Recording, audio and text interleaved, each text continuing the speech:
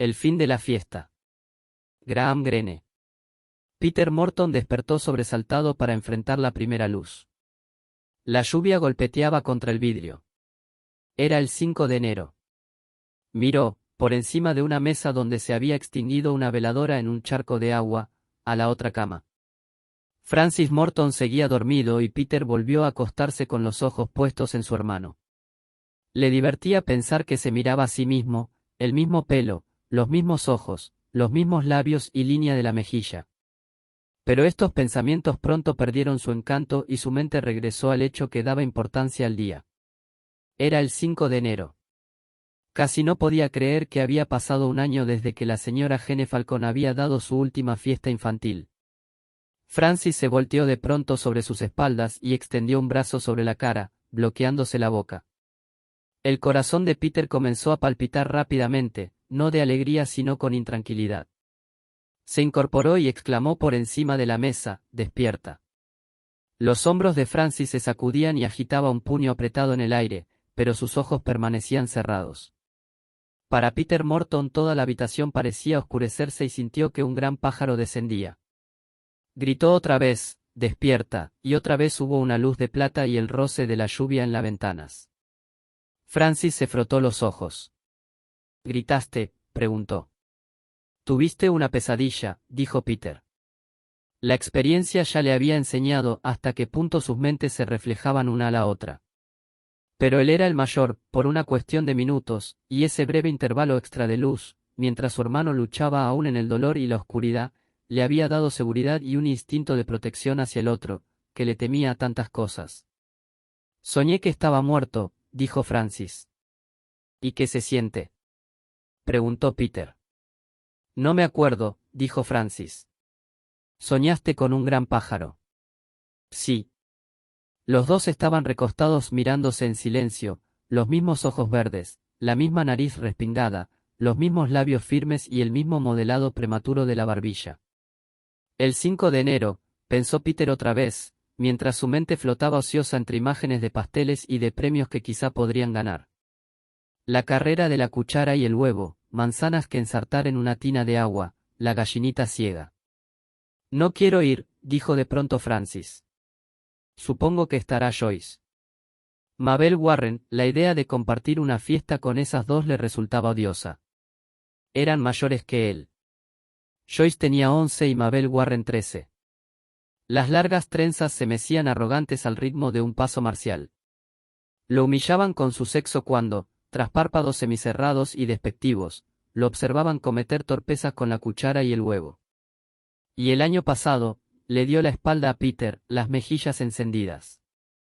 «¿Qué te pasa?», preguntó Peter. «Nada.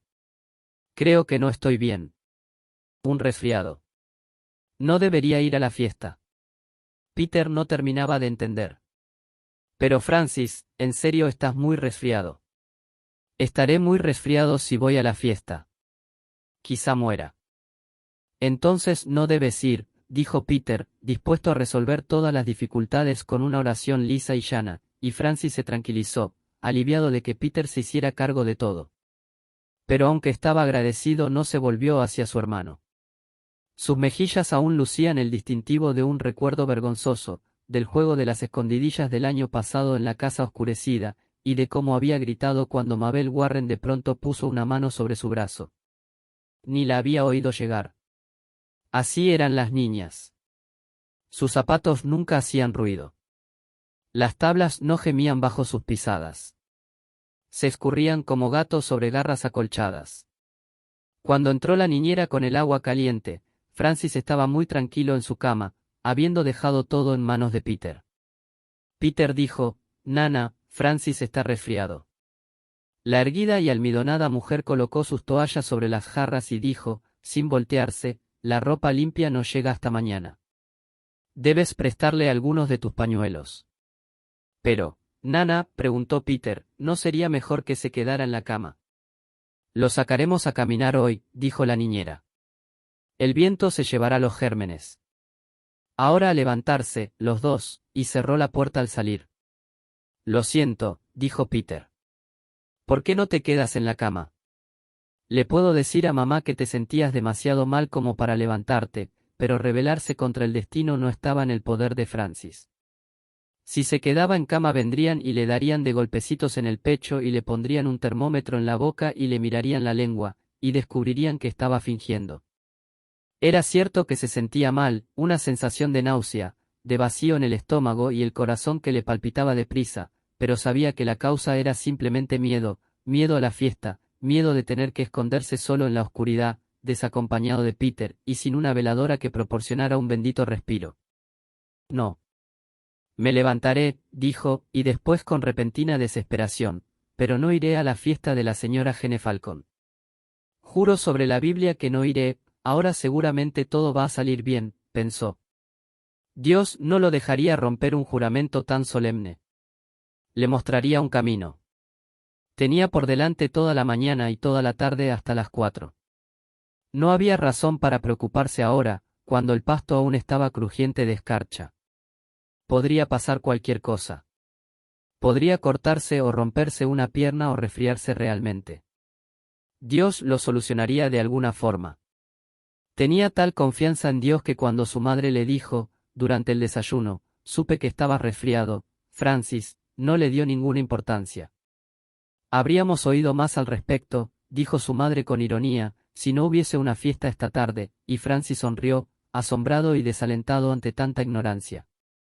Su felicidad habría durado más si durante el paseo de la mañana no se hubiera encontrado a Joyce. Estaba solo con la niñera, pues a Peter le habían dado permiso de quedarse a terminar una jaula para su conejo.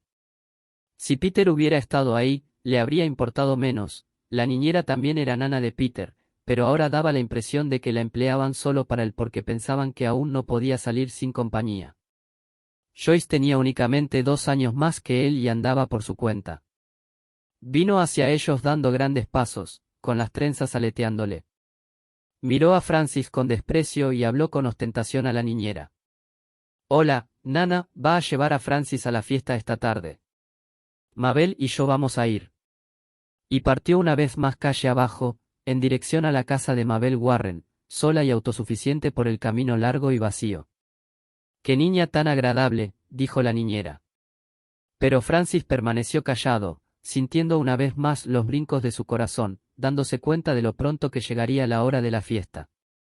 Dios no había hecho nada por él y los minutos volaban. Volaron demasiado rápido como para planear evasión alguna, ni siquiera como para preparar su corazón para la prueba que se aproximaba. Casi lo venció el pánico cuando, totalmente desprevenido, se encontró parado en la puerta, con el cuello del saco levantado contra un viento frío mientras la linterna de la niñera dibujaba un camino en la oscuridad. A sus espaldas estaban las luces del vestíbulo y el ruido de los criados poniendo la mesa para la cena que su madre y su padre comerían solos. Casi lo venció el deseo de regresar corriendo a la casa y decirle a su madre que no iría a la fiesta, que no se atrevía a ir. No lo podían forzar a ir. Casi podía oírse diciendo aquellas palabras definitivas, destruyendo para siempre esa barrera de ignorancia que protegía a su mente del conocimiento de sus padres. Tengo miedo de ir. No iré. No me atrevo. Me obligarán a esconderme en la oscuridad, y le tengo miedo a la oscuridad. Gritaré y gritaré y gritaré. Podía ver la expresión de asombro en el rostro de su madre, y luego la fría seguridad de una respuesta de adulto. No seas tonto. Tienes que ir. Hemos aceptado la invitación de la señora Gene Falcon, pero no podían forzarlo a ir. Bien sabía eso mientras titubeaba en el umbral de la puerta y los pies de la niñera crujían al atravesar el pasto cubierto de escarcha, camino del portón. Contestaría, pueden decir que estoy enfermo. No iré. Le tengo miedo a la oscuridad. Y su madre, no seas tonto. Si ya sabes que no hay por qué temerle a la oscuridad.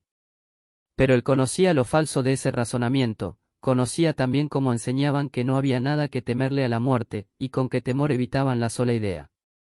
Pero no lo podían forzar a ir a la fiesta. Gritaré. Gritaré. Francis, vamos, oyó la voz de su niñera desde el otro extremo del prado pena fosforescente y vio el círculo de su linterna girar de árbol en árbol. Voy, contestó con desesperación, no podía hacerlo, no podía revelar sus últimos secretos y poner fin a la reserva que había entre él y su madre, pues aún existía, como último recurso, apelar a la señora Gene Falcon. Se consoló con esa idea mientras avanzaba con paso lento, tan pequeño, hacia el enorme bulto. Su corazón palpitaba de manera irregular, pero ya controlaba su voz cuando dijo, con meticuloso acento, «Buenas tardes, señora Gene Falcon. Fue muy amable al invitarme a su fiesta». Con la cara tensa levantada hacia la curva de sus pechos, y un discurso tan propio y pensando, parecía un viejo marchito. Aunque tenía un gemelo, era en muchas cosas como un hijo único. Dirigirse a Peter era hablarse a su propia imagen en un espejo, una imagen algo alterada por una falla en el vidrio, que le devolvía no tanto un reflejo de lo que era sino de lo que deseaba ser, de lo que sería sin su miedo irracional a la oscuridad, a los pasos desconocidos, al volar de los murciélagos en los jardines repletos de atardecer. «¡Qué niño tan dulce!», dijo distraída la señora Gene Falcon antes de agitar los brazos como si los niños fuesen una bandada de pollos para que comenzaran a participar de lleno en su rígido programa de diversiones, carreras de todo tipo, manzanas para ensartar, juegos que para Francis no significaban nada más grave que la humillación. Y durante los frecuentes intervalos en que no se requería de su presencia y podía quedarse solo en algún rincón lo más alejado posible de la mirada despectiva de Mabel Warren, pudo planear cómo podía evitar el cada vez más cercano terror a la oscuridad. Sabía que no tenía nada que temer hasta después de la hora del té, y no fue sino hasta que estuvo sentado dentro del halo amarillo que provenía de las 10 velas del pastel de cumpleaños de Colin Gene Falcon, que fue consciente de la inminencia de aquello que temía. Oyó la voz aguda de Joyce desde el otro extremo de la mesa, «Después del té vamos a jugar a las escondidillas en la oscuridad». «Oh, no», dijo Peter, viendo la cara preocupada de Francis, «mejor otra cosa. Jugamos eso todos los años». «Pero está en el programa», exclamó Mabel Warren. «Yo misma lo vi». Espié por encima del hombro de la señora Gene Falcon. «A las 5 el té. De cuarto para las 6 hasta las 6:30, escondidillas en la oscuridad. Está todo apuntado en el programa». Peter no discutió, pues si las escondidillas habían sido incluidas en el programa de la señora Gene Falcon, entonces nada de lo que él pudiera decir modificaría eso. Pidió otra rebanada de pastel y tomó su té despacito. Quizá fuera posible demorar el juego otro cuarto de hora, darle a Francis unos minutos más para pensar en un plan, pero incluso en eso falló Peter, pues los niños ya se estaban levantando de la mesa en grupos de 2 o 3. Era su tercer fracaso, y sintió una vez más que un gran pájaro le oscurecía con sus alas la cara a su hermano. Pero se reprochó a sí mismo en silencio ser tan tonto, y terminó su pastel dándose fuerzas con el recuerdo de aquellas conocidas palabras de los adultos, «No hay por qué temerle a la oscuridad». Los hermanos fueron los últimos en levantarse de la mesa y llegaron juntos al vestíbulo, donde se toparon con los ojos atentos e impacientes de la señora Gene Falcon. «Y ahora», dijo, «jugaremos a las escondidillas en la oscuridad». Peter observó a su hermano y lo vio apretar los labios.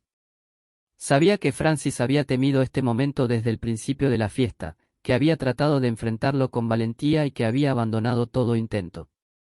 Seguramente había rezado pidiendo astucia para evadirse de este juego, que ahora era recibido con gritos de júbilo por los demás niños. «Oh, sí. Debemos formar equipos. Se vale por toda la casa». «¿Dónde es la base?» «Creo», dijo Francis Morton, acercándose a la señora Gene Falcon, los ojos fijos en sus pechos exuberantes, «que no vale la pena que juegue. Mi nana ya ha de estar por buscarme». «Oh, pero tu nana puede esperar, Francis», dijo la señora Gene Falcon, mientras palmeaba las manos para atraer hacia sí a varios niños que ya iban subiendo por las escaleras hacia los pisos superiores. «Tu mamá no se va a disgustar». Hasta ahí había llegado la astucia de Francis. Se había negado a creer que una excusa tan bien preparada pudiera fallar. Lo único que le quedaba por decir ahora, todavía con ese tono preciso que odiaban los demás niños, fue, «creo que será mejor que no juegue». Estaba quieto y, a pesar de su miedo, mantenía los rasgos inmóviles. Pero el conocimiento de su terror, o el reflejo del terror mismo, llegó hasta el cerebro de su hermano. Durante ese momento, Peter Morton hubiera podido gritar por miedo a que se apagaran las luces brillantes, dejándolo solo en una isla de oscuridad rodeada por el suave oleaje de pisadas desconocidas. Entonces recordó que el miedo no era suyo sino de su hermano. Le dijo impulsivamente a la señora Gene Falcon, «Por favor, creo que Francis no debería jugar». La oscuridad lo sobresalta mucho. No debió decirlo. 6 niños comenzaron a cantar, Mariquita, Mariquita, haciéndole a Francis Morton caras torturantes que tenían la vacuidad de grandes girasoles. Sin mirar a su hermano, Francis dijo, claro que voy a jugar. No tengo miedo, solo pensé que. Pero ya había sido olvidado por sus atormentadores humanos. Los niños rodearon a la señora Gene Falcon, y sus voces agudas la picoteaban con preguntas y sugerencias. Sí, donde quieran. Apagaremos todas las luces. Sí, pueden esconderse en los roperos. Deberán permanecer escondidos todo el tiempo posible. No habrá base. Peter permanecía a un lado, avergonzado de la manera tan torpe en que había tratado de ayudar a su hermano. Ahora podía sentir como todo el resentimiento de Francis por su comentario se colaba por los rincones de su mente. Varios niños corrieron escaleras arriba y se apagaron las luces del piso superior. La oscuridad descendió como las alas de un murciélago, posándose en el rellano de la escalera. Otros comenzaron a apagar las luces en las orillas del vestíbulo, hasta que los niños estuvieron todos reunidos bajo el resplandor central del candil, mientras que a su alrededor se agazapaban los murciélagos con las alas dobladas y esperaban a que también éste fuera extinguido. A ti y a Francis también les toca esconderse, dijo una muchacha alta y entonces se fue la luz, y el tapete tembló bajo sus pies con el rumor de las pisadas que reptaban hacia los rincones como pequeñas ráfagas frías. ¿Dónde estará Francis?, se preguntó. Si voy con él tendrá menos miedo a todos esos ruidos. Estos ruidos eran las envolturas del silencio, el quejido de una tabla suelta, el cerrar cauteloso de la puerta de un ropero, el gemido de un dedo al deslizarse por la madera lustrada. Peter, de pie en medio del piso oscuro y desierto, no trataba de oír dónde andaba su hermano, sino que esperaba que la idea de su paradero penetrara en su mente. Pero Francis estaba acurrucado tapándose los oídos, los ojos inútilmente cerrados, la mente insensible a las sensaciones y lo único que pudo atravesar el espacio oscuro fue un sentimiento de tensión. Entonces una voz gritó, «Ahí voy», y fue como si el grito hubiera destrozado la confianza de su hermano y Peter Morton brincó con su miedo. Pero no era su propio miedo. Lo que en su hermano era un pánico ardiente era en él una emoción altruista que le dejaba intacta la razón. Si yo fuera Francis, ¿dónde me escondería? Y la respuesta fue inmediata, porque, aunque no era el propio Francis, sí era su espejo. Entre el librero de roble a la izquierda de la puerta del estudio y el sofá de cuero. Entre los gemelos no podía haber jerga telepática. Habían estado juntos en el vientre y ya no podían ser separados. Peter Morton se acercó de puntillas al escondite de Francis. De vez en cuando crujía una tabla, y como temía ser atrapado por algún suave explorador de las tinieblas, se agachó para desatarse los zapatos. La punta de una agujeta golpeó contra el piso y el sonido metálico puso en movimiento hacia él una hueste de cautelosos pies. Pero ya para entonces andaba en calcetines y hasta se hubiera reído para sus adentros de la persecución de no haber sido por el vuelco que dio su corazón cuando oyó que alguien tropezaba con sus zapatos abandonados. Ninguna otra tabla reveló el avance de Peter Morton. En calcetines, se movió silencioso y certero hacia su objetivo. Su instinto le dijo que ya estaba cerca de la pared y extendiendo una mano, posó los dedos sobre la cara de su hermano. Francis no gritó, pero el brinco que pegó su propio corazón le reveló a Peter una parte del terror de Francis. «No te preocupes», murmuró mientras palpaba la figura en cuclillas hasta atrapar una mano apretada. «Soy yo. Me voy a quedar contigo». Y haciendo al otro con fuerza, escuchó la cascada de murmullos que habían provocado sus palabras. Una mano tocó el librero cerca de la cabeza de Peter y se percató de cómo continuaba el miedo de Francis a pesar de su presencia. Era menos intenso y esperaba que más soportable, pero permanecía. Sabía que el miedo que estaba sintiendo era el de su hermano y no el suyo. Para la oscuridad solo era ausencia de luz, la mano que andaba a tientas, la de algún niño conocido. Armado de paciencia esperaba ser encontrado.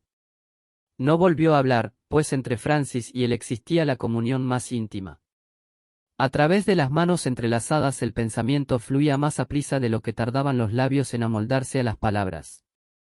Podía sentir cómo evolucionaban las emociones de su hermano, a partir del brinco de pánico por el contacto inesperado hasta el pulso uniforme del miedo que continuaba ahora con la regularidad del latido del corazón. Peter Morton pensó con intensidad, aquí estoy. No tengas miedo. Pronto se prenderán las luces. No le temas a ese ruido, a ese movimiento. Solo Joyce, solo Mabel Warren. Bombardeó a la figura acurrucada con pensamientos de seguridad, pero estaba consciente de que el miedo continuaba. Están comenzando a murmurar entre ellos. Ya se cansaron de buscarnos. Pronto se prenderán las luces. Habremos ganado. No tengas miedo. Ahí viene alguien por las escaleras. Creo que es la señora Gene Falcón. Escucha. Están buscando el apagador. Pies que se movían por el tapete, manos que rozaban la pared, una cortina que corría, el golpeteo de una manija, la puerta de un ropero que se abría. En el estante sobre sus cabezas alguien tocó un libro suelto. Solo Joyce, solo Mabel Warren, solo la señora Gene Falcón, un crescendo de pensamientos tranquilizadores antes de que el candil estallara en flor como un árbol frutal. Las agudas voces de los niños se elevaron hacia el resplandor. ¿Dónde está Peter? ¿Ya buscaron arriba? ¿Dónde está Francis? Pero volvieron a callarse por el grito de la señora Gene Falcón. Pero no fue ella la primera en notar la quietud de Francis Morton, ahí donde se había desplomado contra la pared al sentir los dedos de su hermano. Peter seguía prendido del puño apretado con una aflicción desolada y confusa. No era solo que su hermano estuviera muerto. Su mente, demasiado joven para comprender la totalidad de la paradoja, se preguntaba por qué sería que el pulso temeroso de su hermano seguía y seguía, cuando Francis ya se hallaba ahí donde siempre le habían dicho que no existía más terror ni oscuridad. Fin.